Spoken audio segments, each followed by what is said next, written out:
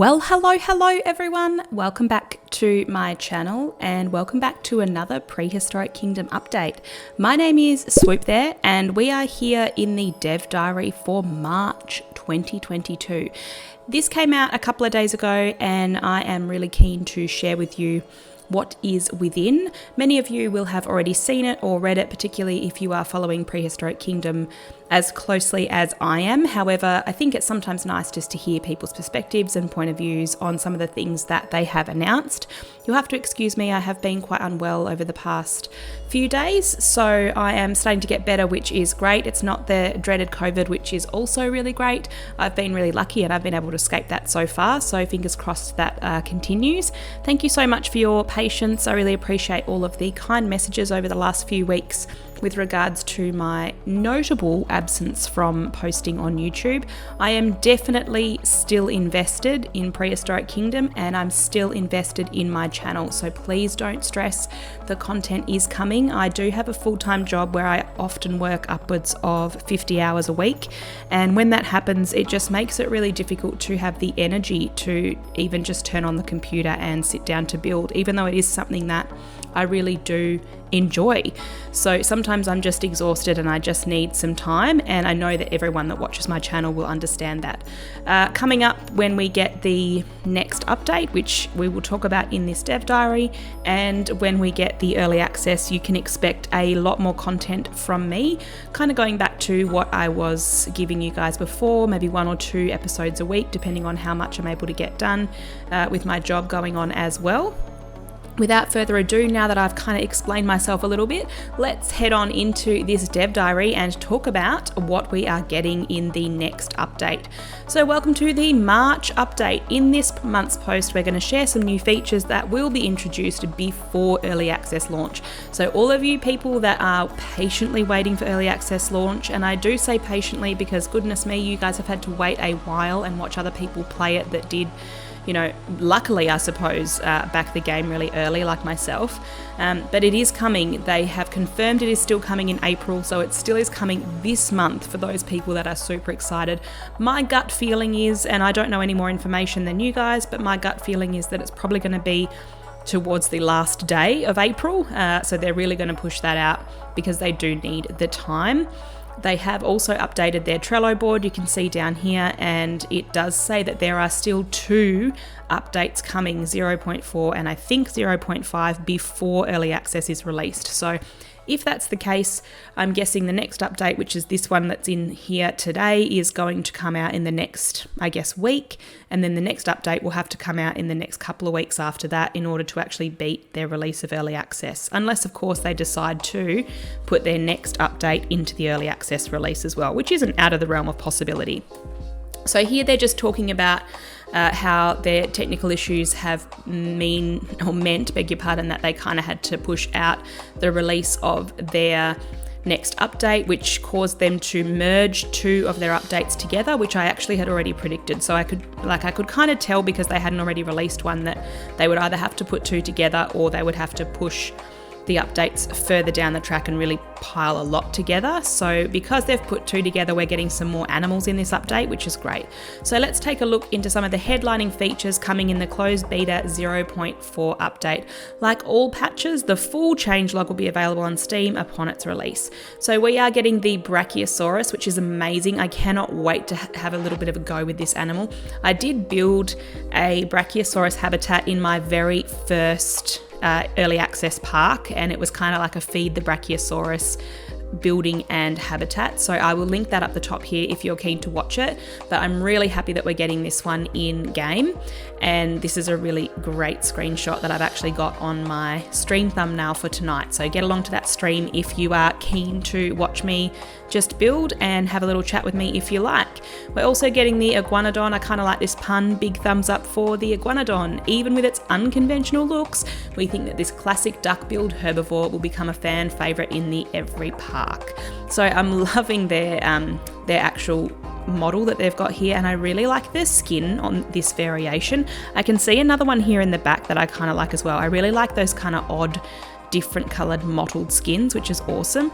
And this whole park and like the water is looking amazing. It's looking like it's leaning into the water, which means we're going to have some drinking animations with these guys as well. I'm not a massive fan of this skin, but I mean, that's just personal preference. Some people will love it. But when I do eventually pop them into my parks, I'll obviously be putting them all in, because why wouldn't you? So we've got them. They also talk about a number of new animations that have been included for all the animals in beta. So not just the ones that are being put in, which I'm really excited about. And they play while the animals are wandering around, which kind of gives them a little bit more life. Animal welfare and poop. So in their previous post, they talked about the poop. They also talked about animal welfare. So that's nothing new that we don't know yet. It just means that this is now going to come in the next update, along with all the other things that are further down and the other animals we've just talked about further up. So you can see here, they've got the exhibit crowding. I guess that's, the stress of the animals, what the animals need in their habitat, its cleanliness, and the things that it needs in order to be happy. So my guess is in this habitat, this Chunky, his name is Chunky, this T-Rex is not happy with the amount of forest, or I guess foliage, in its habitat. So they, whoever had this park would need to add more foliage in order for the animal to be happy. It is, however, happy with its housing, which is its hard shelter, and its water. So that's just a little bit about that. Let's continue on here. Science points and exhibit score. By clicking on a habitat's perimeter fence, players can view its exhibit score and habitat statistics. It's here that you'll find information on how well designed a paddock is, how large it is, and more. At the beginning of each month, players will be rewarded with a total worth of exhibit score in the park via science points. These resources can be spent unlocking animals or skins in the excavations menu. All right, so I think this is going to be connected to their, not their fully unlocked sandbox mode, but I guess the challenge mode perhaps, and I'm really excited to give that a go. So once that opens up, I'm actually going to start a new series just in challenge mode rather than sort of making Fekola Mountain Park challenge mode. I think I'll just turn on unlock everything for Fekola Mountain Park and just continue along, if that is, of course, if I can continue to play in that park. We have been told that the beta saves are supposed to transfer to early access, but we're still not sure at this stage, or I'm not entirely positive that they will. So if not, that's no problem. I can just start a new park with all the ideas you guys have given me, so that's fine. Next we have the temperate map and additional foliage. Bring prehistory back to the United Kingdom with all new temperate map. 9 foliage variants have also been included to expand the visual diversity of our temperate lineup. You can see there's some new foliage here. It kind of looks similar to other foliage that we do have though, so it'll be interesting to see what it looks like closer up.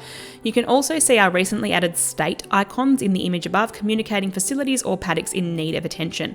That's cool. So I'm guessing this one over here needs water, power, and that one doesn't have a path to it yet. So this is really cool, and I love what they've done here with this image.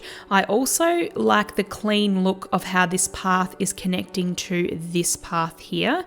I'm really hopeful that that is going to be a thing, even when you kind of zoom in and zoom out, because at the moment it sometimes glitches and it's just not really all that clean. So I'm hoping that's kind of a little fix that they've done, but I guess we'll find out. And I quite like the background of this as well. I think I'd start this one in the challenge mode if and when that does happen.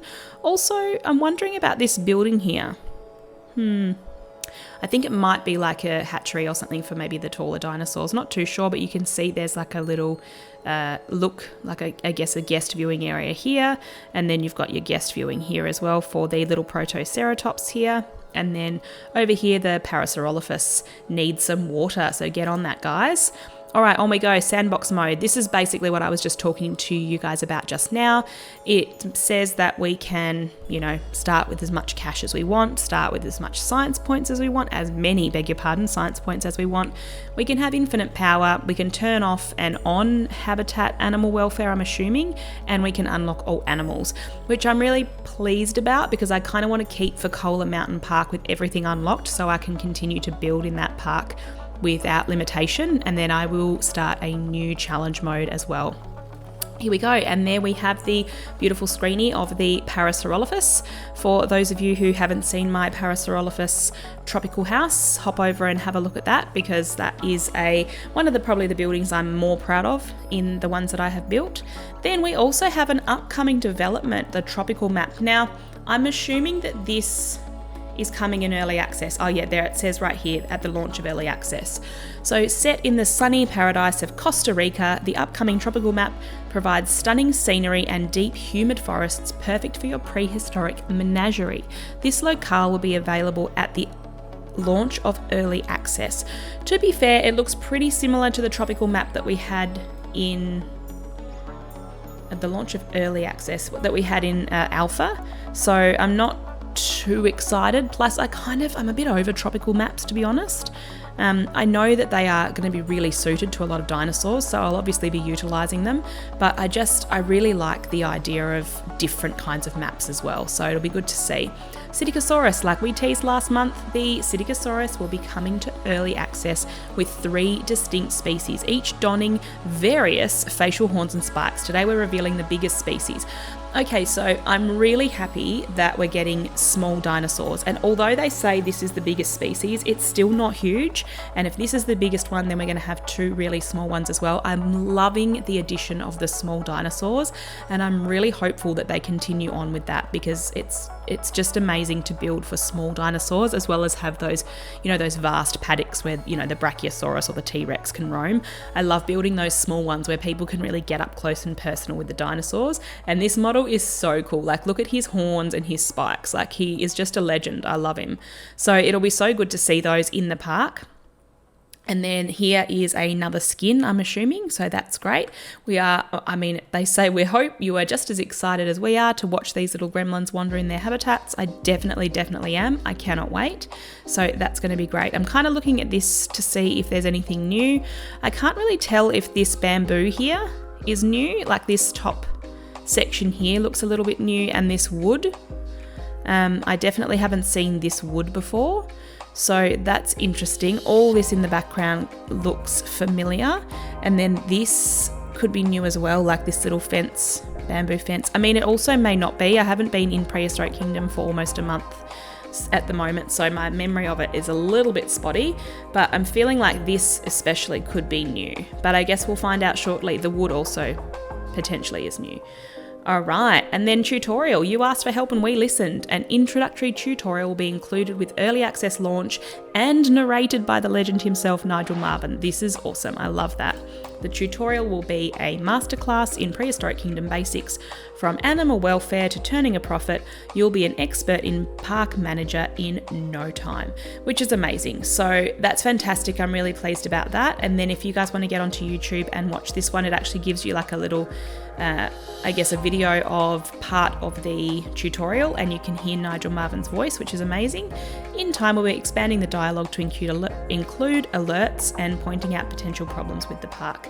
Then they move on to talking about the new trailer. Finally, we're very excited to share that the release date for early access will be announced in a new trailer coming out next month, which is this month now.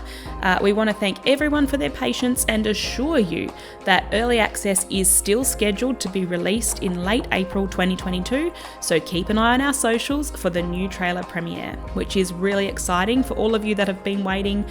You are nearly there. Then we've got our community spotlight, and my friend Mrs. T-Rex has a video here. She did a video with her 4-year-old son, so you should get along and watch that. It is really cute. He gives her habitat a review and talks about how she went when she built her Camarasaurus habitat, so you should definitely give that a watch.